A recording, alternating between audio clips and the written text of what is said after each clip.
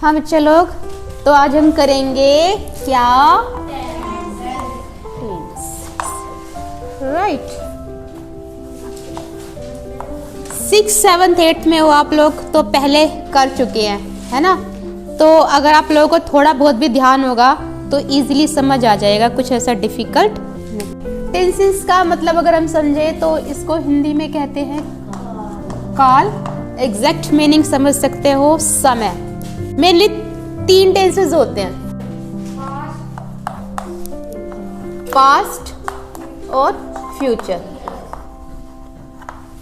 Right. Present tense मतलब वर्तमान काल, नोट करते रहो। पास्ट मतलब भूतकाल और फ्यूचर मतलब भविष्यकाल। राइट। मेरी राइटिंग पे मत जाना क्योंकि मैं थोड़ा सा लिखने में लेजी हूँ। मेरा स्टूडेंट टाइम था तब ठीक थी, ऐसी बात नहीं है मत सोचना, लेकिन तुम लोग साफ लिखना। राइट। क्योंकि मेरा थोड़ा सा समझाने पे फोकस ज़्यादा होता है। Present, past and future 3 tenses होते हैं मेनली इंग्लिश लैंग्वेज की अगर बात करें तो। वर्तमान काल प्रेजेंट, जो समय अब चल रहा है। भूतकाल, जैसे कि नाम से पता चल रहा है जो गुजर जाते हैं वही तो कहते हैं ना भूत बनते हैं, तो जो गुजर गया समय भूतकाल पास्ट टेंस, और भविष्यकाल हमारा फ्यूचर आने वाला समय। मेनली 3 टेंसेस के 4 पार्ट्स होते हैं। सबसे पहला है इंडेफिनिट, जिसे आप सिंपल भी कह सकते हो। इंडेफिनिट कंटिन्यूअस, परफेक्ट और परफेक्ट कंटिन्यूअस।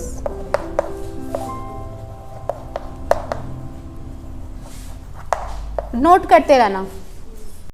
4 के बाद ये लिखा है 2 मतलब 2 बार हो गया है ना शॉर्ट में। जैसे हम प्रेजेंट की बात करें, present indefinite, present continuous, present perfect continuous. ऐसे ही पास्ट की बात करें, past indefinite, past continuous, past perfect continuous. इसी तरह से future indefinite, future continuous, future perfect continuous. ठीक है, तो इस तरीके से 12 टेंसेस मेनली। तो इन 12 टेंसेस के बारे में ही सीखेंगे एक एक करके।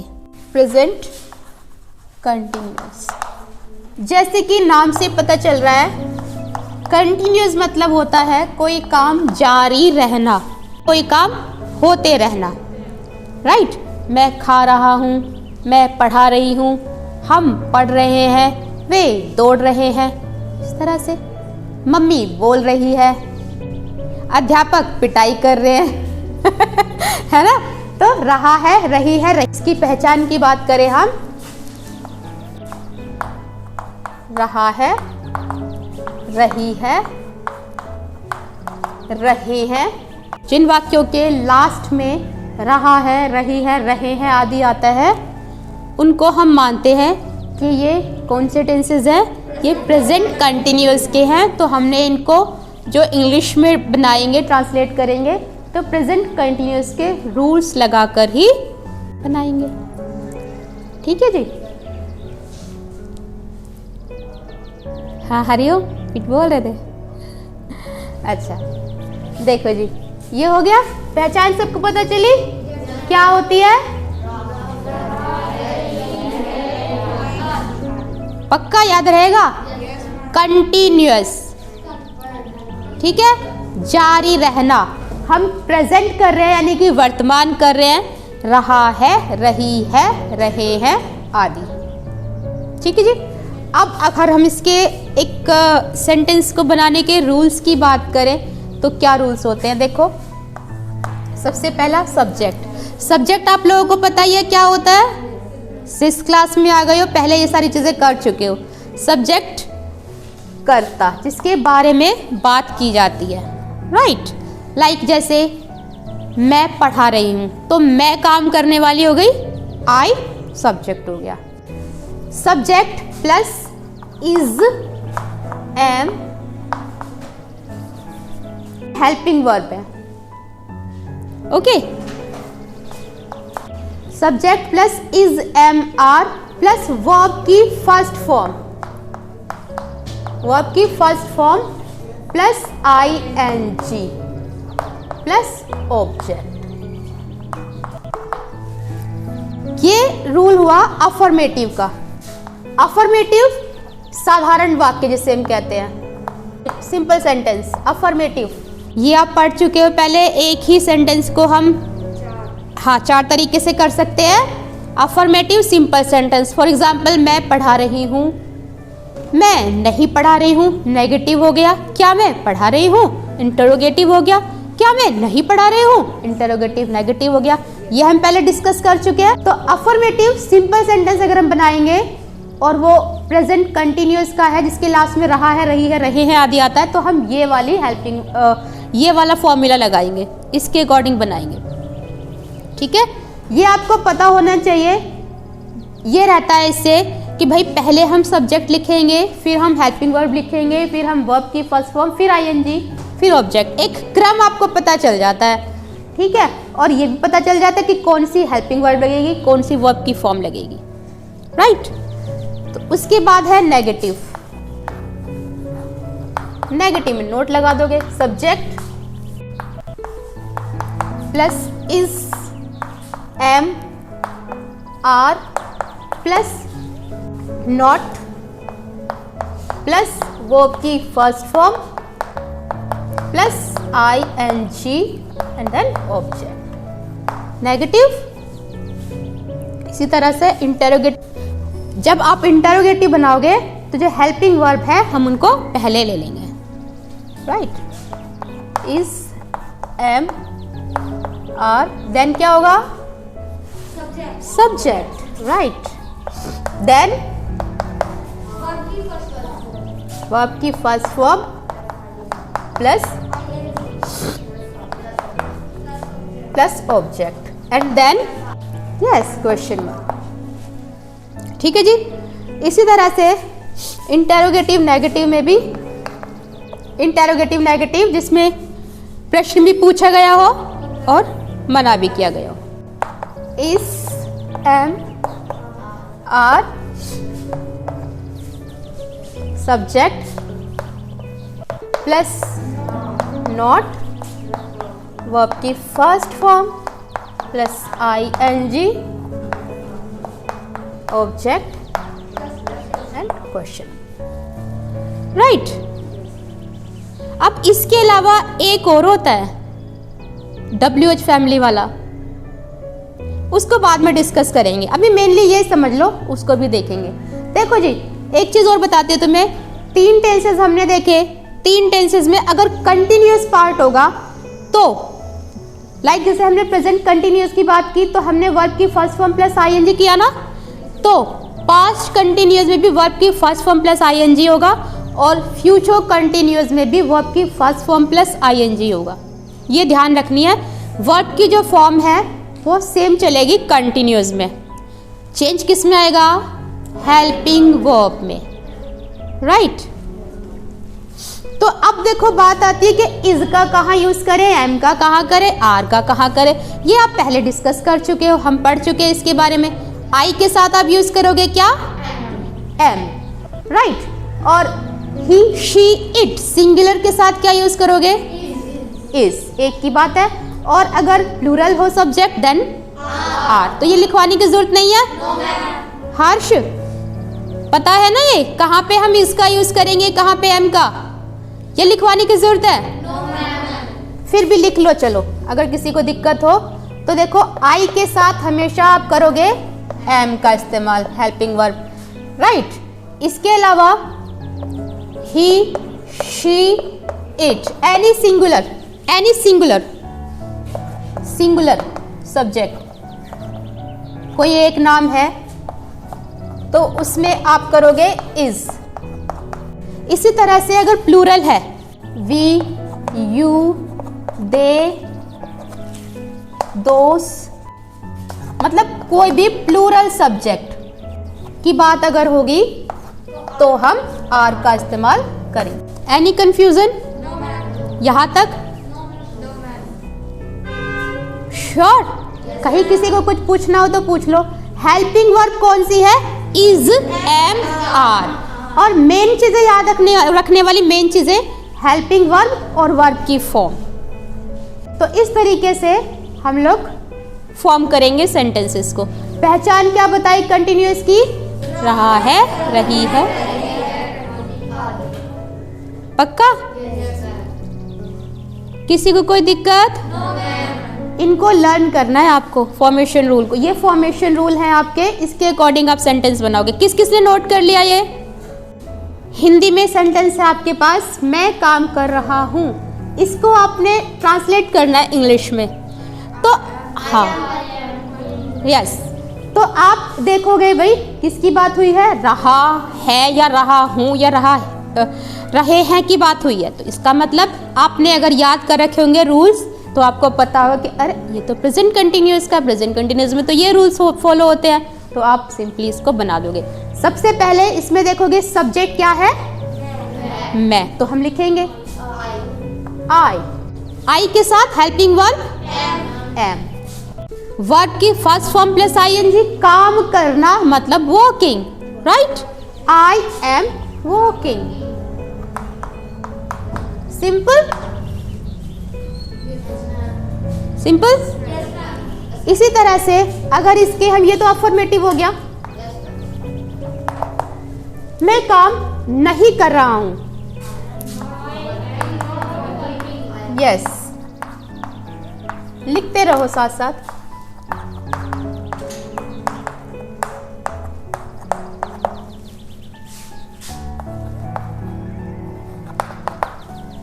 आई एम, हेल्पिंग वर्ब के बाद नॉट, और देन वर्ब की first form plus I N.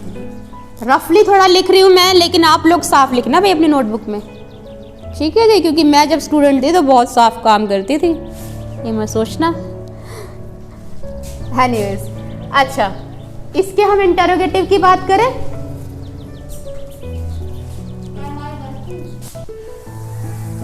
मुझे ये भी नहीं पता क्या मैं वीडियो में आ रही हूँ। इंटरोगेटिव की बात करें, प्रश्नवाचक, क्या मैं काम कर रहा हूं?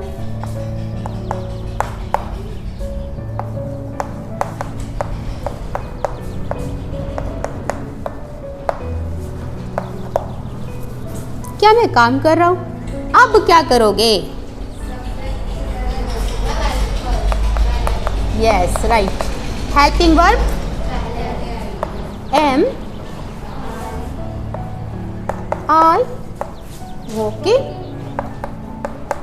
Very easy. Okay. इसी तरह से एक सेंटेंस लिखो। आप बनोगे? चलो। मेरी मम्मी खाना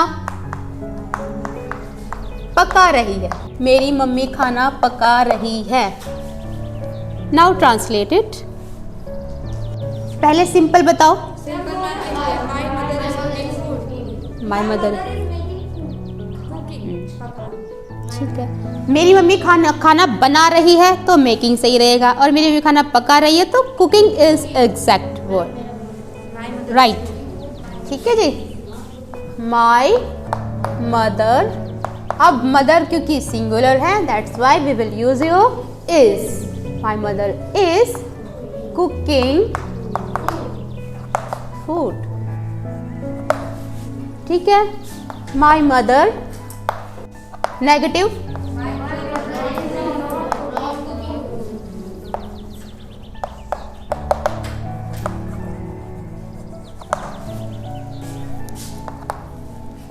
मैंने तो पिक्चर ही नहीं ली। Is my mother cooking food? क्या मेरी मम्मी खाना पका रही है? ऐसे ही इस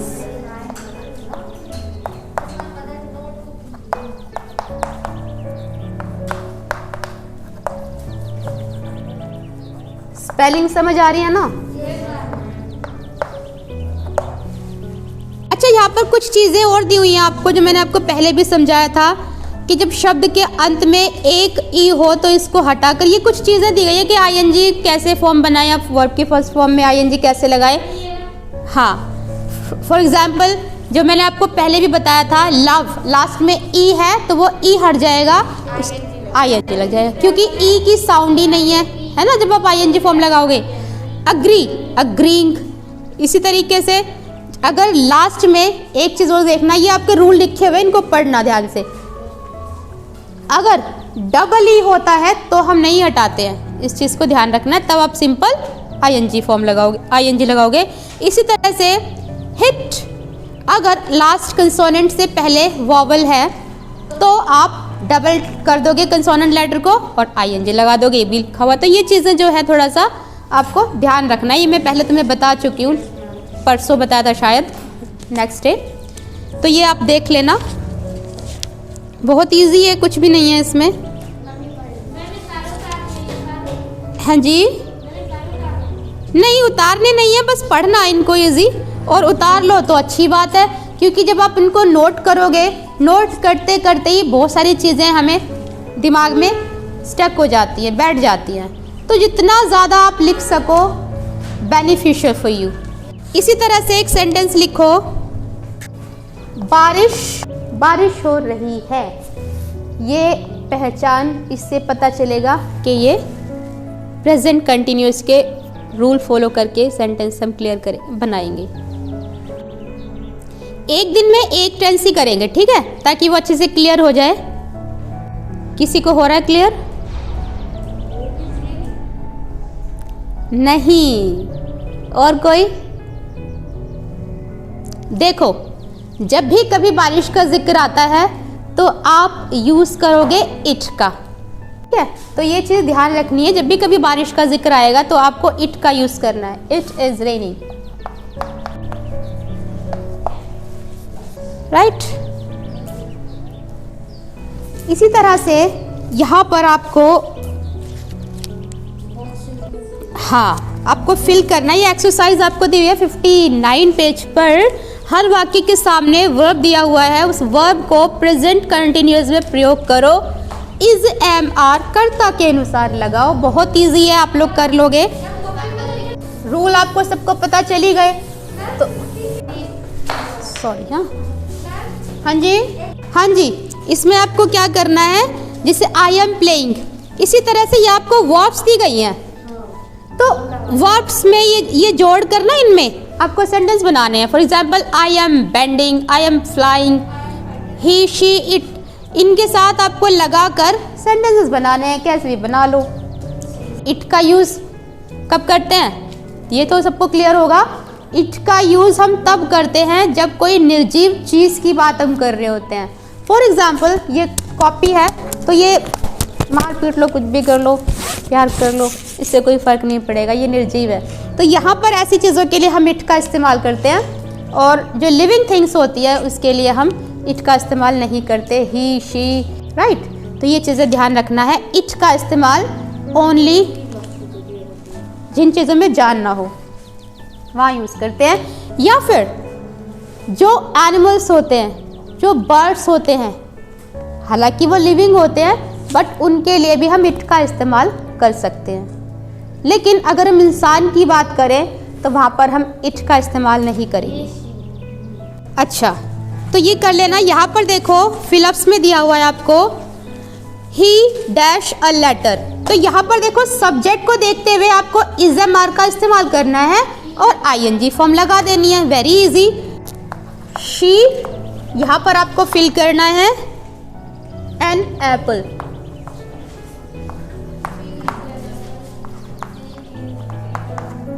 ठीक है जी बेटा। अब यहाँ पर बेटा सब्जेक्ट को देखो, शी सिंगुलर है तो हम यहाँ पर हेल्पिंग वर्ब इज लगाएंगे, और आईएनजी फॉर्म आपको लगानी है, ये सबको पता है, ईटिंग। ऐसे ही दे आपको दिया है यहाँ पर in bracket read. They plural हो गया तो क्या यूज करेंगे, are. They are English. Okay, इसी तरह से द boys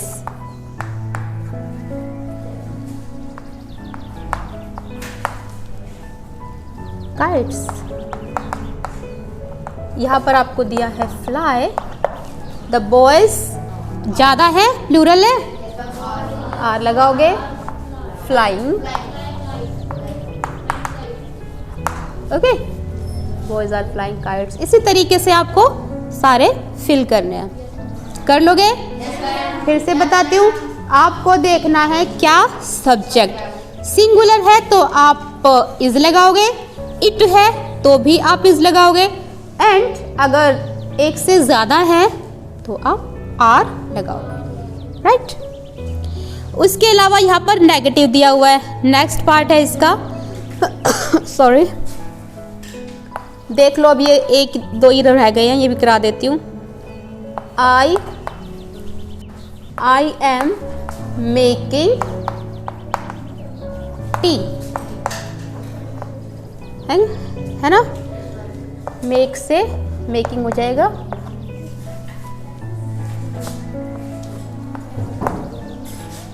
इसी तरीके से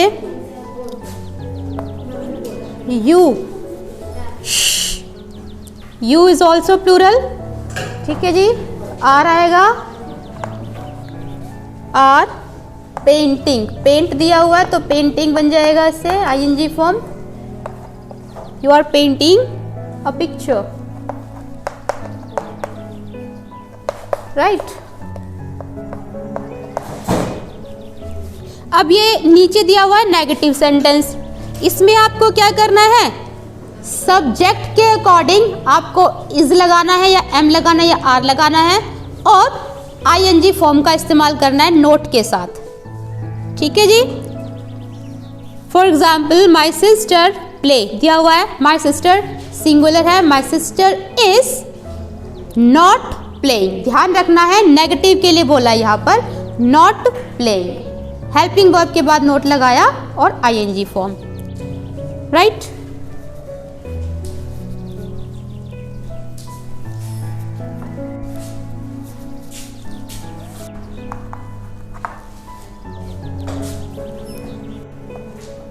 My sister is not playing.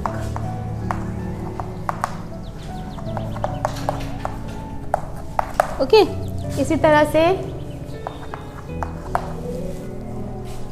Yes,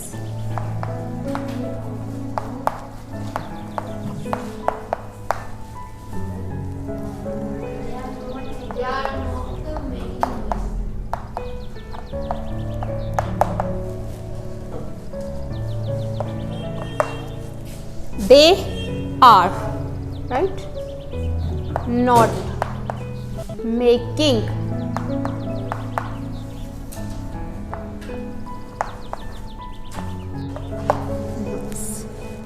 ठीक है जी। इसी तरह से she,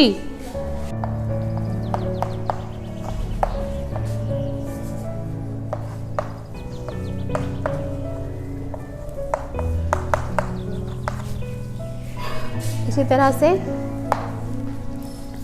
she is not telling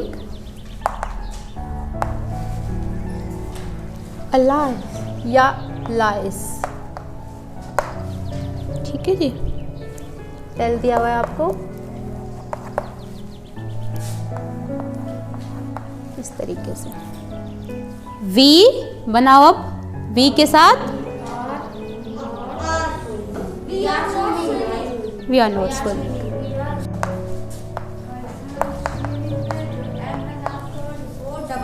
हाँ, राइट। कंसोनेंट लेटर से पहले क्योंकि वॉवल है तो हम इसको डबल कर देंगे।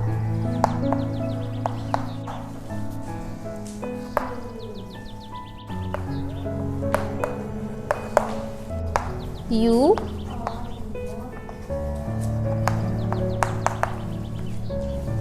टीजिंग द बैगर। इस करने का क्या मतलब होता है?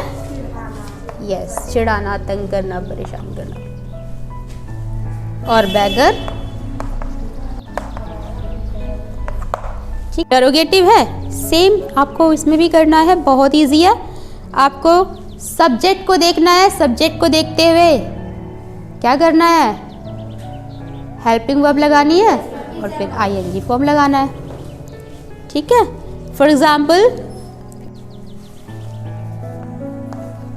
यहाँ पर आपको देखना है सब्जेक्ट, जैसे आपने ऊपर किया सेम, और फर्स्ट फॉर्म लगा देनी है आईएनजी के साथ।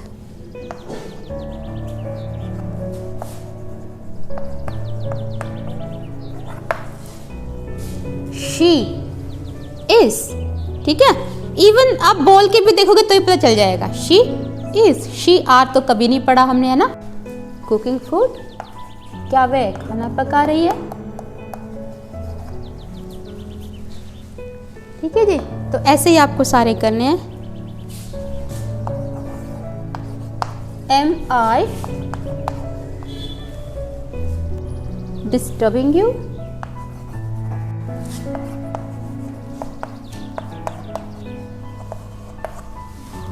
ठीक है बेटा, तो ऐसे कर लोगे आप लोग, फिर ये पूरे करके बताऊं।